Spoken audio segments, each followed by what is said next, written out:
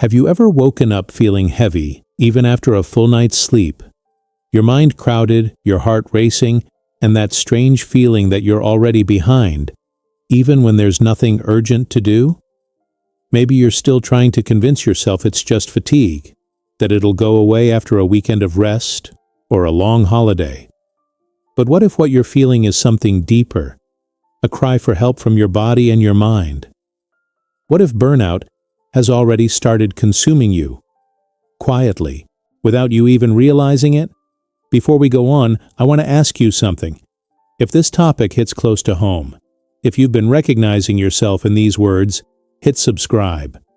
This channel is a safe space, a place of real understanding and practical conversations about mental health. No judgment, no pressure, just empathy and clarity. Now take a deep breath and come with me, because what you're about to hear might help you understand what's really happening inside you. Most people think burnout happens suddenly, like a breakdown. But in truth, it builds slowly, quietly, disguised as productivity, as strength, as the ability to handle everything. It creeps into your daily life through small habits, behaviors that seem harmless, but actually show your body and mind are begging for rest. And that's what we're going to talk about today. 3 things you might still be doing that show burnout is already consuming you, even if you don't want to admit it yet.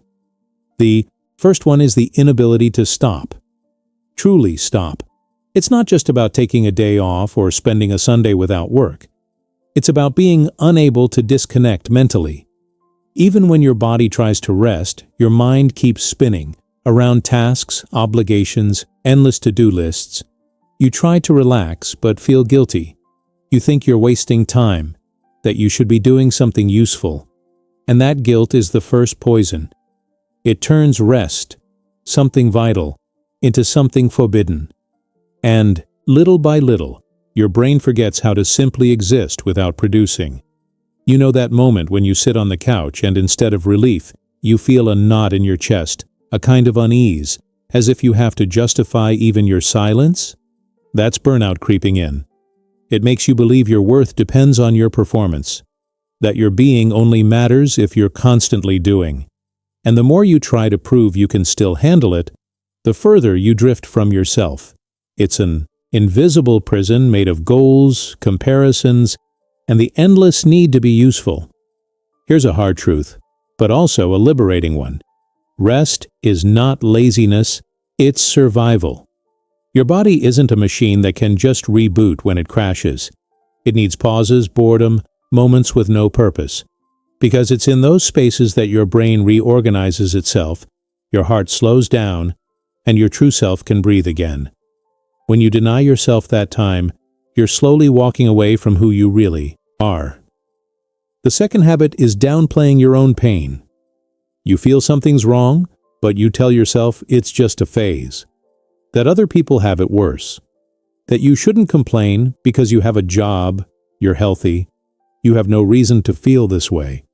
So you push your pain aside, trying to convince yourself that what you're feeling is weakness. But your body doesn't forget. It keeps the score. And sooner or later, it collects. You start getting sick more often. These headaches that never stop, the insomnia that keeps coming back, the stomach that's always in knots, the shortness of breath that appears out of nowhere. All of that is communication. Your body is saying what your mouth won't, and the more you ignore it, the louder it speaks, until one day you simply can't pretend everything's fine anymore. Many people get to that point and think, but I haven't broken down. I'm still working, still functioning. But burnout doesn't always knock you down at once. Sometimes it eats you from the inside, leaving you technically functional but emotionally empty. You go through the motions, working, smiling, replying to messages, but you're not really in any of it. You exist, but you're not living. And maybe the cruelest part is how much this denial is encouraged. Society praises those who keep going, who work late, who never say no, who give and give until they have nothing left. But applause fades when you collapse. When your body gives out, the world doesn't pause for you. And that's when you realize all that effort to not disappoint others ended up making you disappoint yourself. The third, and maybe the most dangerous habit, is believing you always have to be strong. That you can't show exhaustion, vulnerability, fear. You smile, pretend, say I'm fine, even when inside there's nothing but emptiness. You learn to wear a mask to keep others from worrying. But that mask gets heavy, and eventually it starts to crack. Being strong doesn't mean handling everything. It means recognizing when something is too much. It means having the courage to ask for help before you collapse. But burnout convinces you otherwise. It whispers that asking for help is weakness, that no one will understand, that you have to handle it all alone. And that's how it grows. It feeds on your silence, your isolation, your need to appear okay. Maybe you're asking yourself right now, is this happening to me? And the answer might be simpler than you think.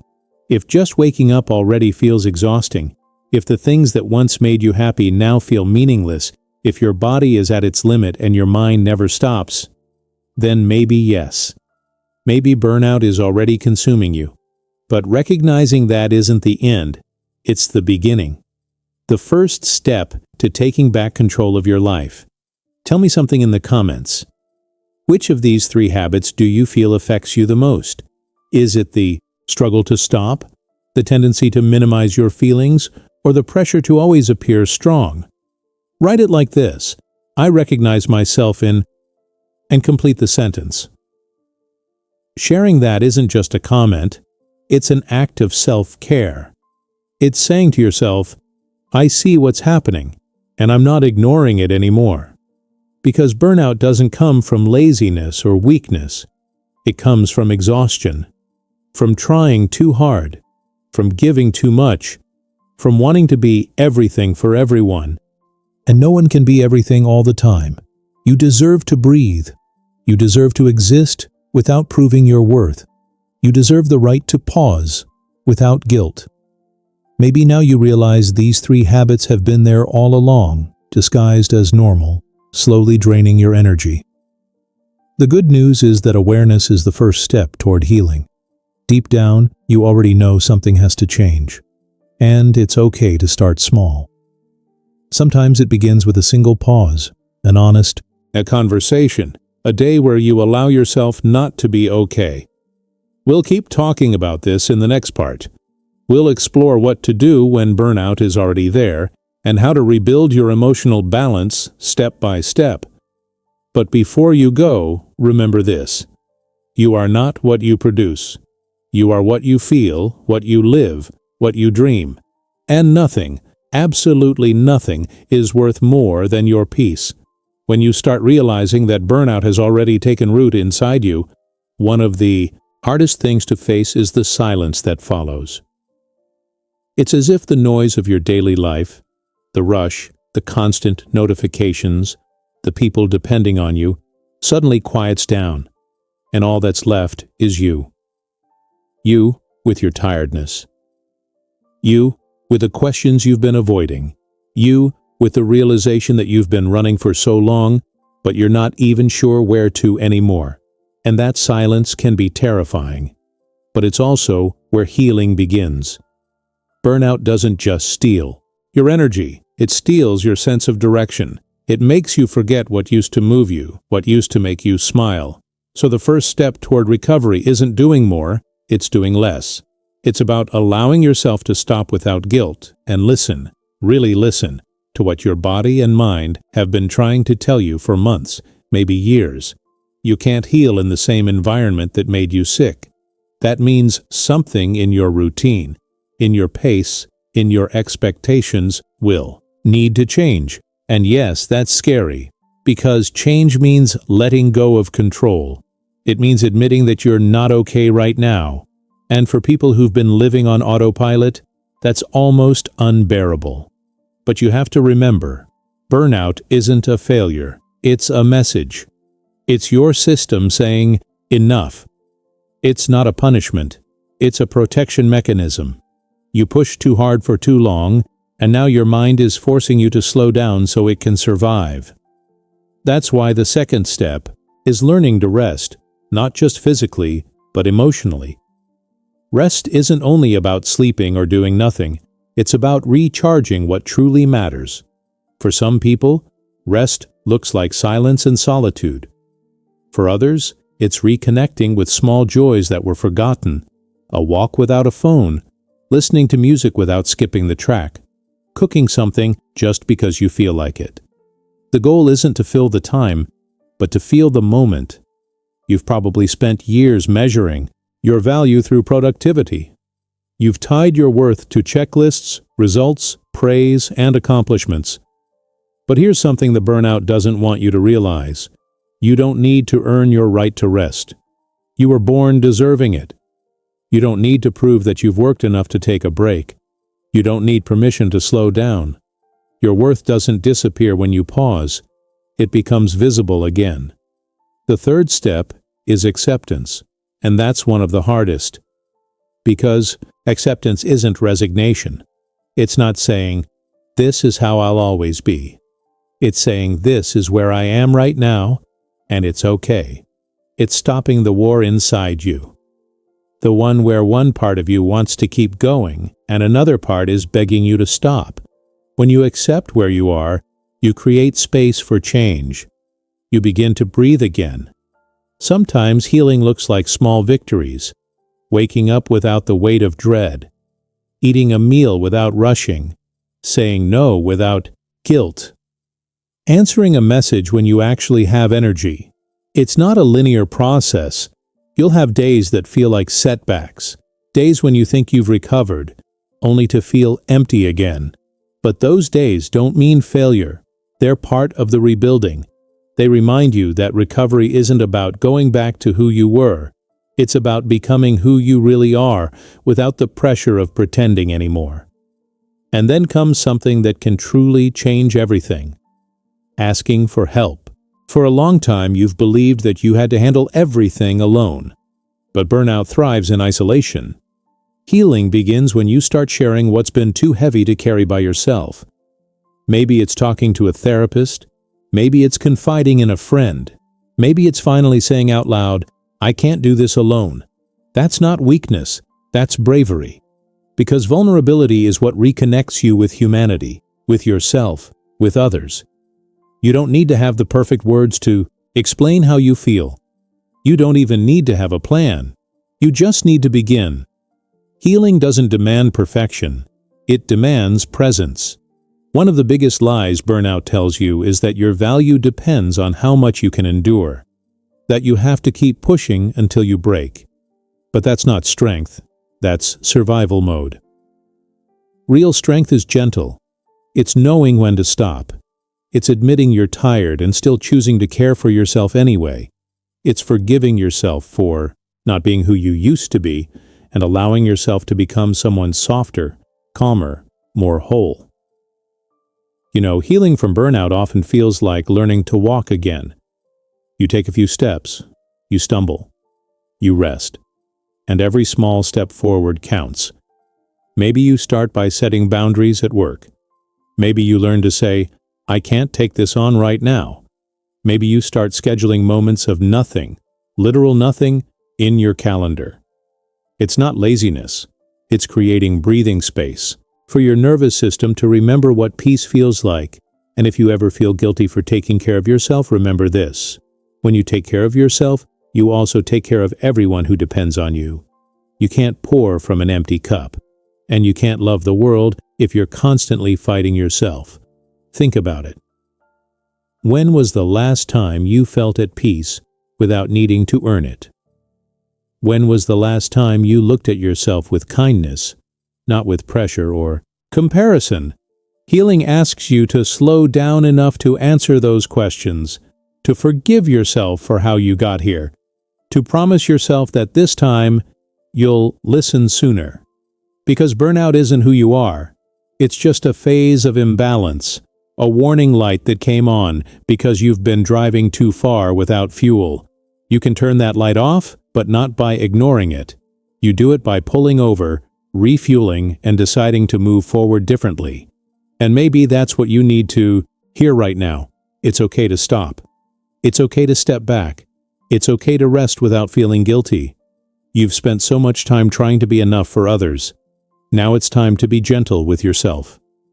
Healing doesn't mean you'll never feel tired again. It means you'll finally know how to recognize when you're reaching your limit. It means you'll learn to rest before breaking. It means you'll choose peace before collapse. That's real maturity, not endurance, but awareness. And, slowly, almost imperceptibly, things begin to change. The mornings feel less heavy. You start enjoying small things again. Sunlight on your skin, a quiet cup of coffee, a deep breath that doesn't feel forced. That's your system healing. That's life coming back. And in that process, something beautiful happens. You start rediscovering yourself. Not the version shaped by expectations or exhaustion, but the real you. The one who knows that peace is not a luxury, it's a necessity. The one who understands that rest is not the opposite of productivity. It's what makes it sustainable. You don't have to rush to rebuild your life. You don't have to prove to anyone that you're better now. Healing isn't about performing recovery. It's about living it quietly, consistently, kindly. It's about learning to trust that you deserve good things even when you're not achieving anything. If there's one message I want you to keep from everything we've shared, it's this. You are enough, even when you're tired. You don't need to earn your worth. You don't need to keep sacrificing yourself to feel deserving of rest or love. You already deserve it, simply because you exist. And now, I want you to take a deep breath, right where you are. Feel the air filling your lungs. Feel your shoulders soften. Feel your jaw unclench. This breath is your reminder that you're still here, that despite the exhaustion, despite the chaos, there's still life in you. And where there's life, there's hope. Because burnout isn't the end of your story. It's just the point where you start writing a new chapter. One where peace is not a reward, but a priority. One where you learn to live slower, deeper, and truer. One where you understand that taking care of yourself is not selfish, it's sacred. So if this message spoke to you, don't let it fade away when the video ends. Save it, share it, revisit it on the days when you forget how far you've come. And if you haven't yet subscribed, not just to stay connected, but to remind yourself that you're not alone in this. Here, we talk about real healing, about feeling again, about finding light again, even when you're still walking through the dark. And above all, remember, you are allowed to rest. You are allowed to feel. You are allowed to start over. You are not broken. You're rebuilding. And that's something profoundly beautiful. So, breathe. You made it this far, and that already means more than you think.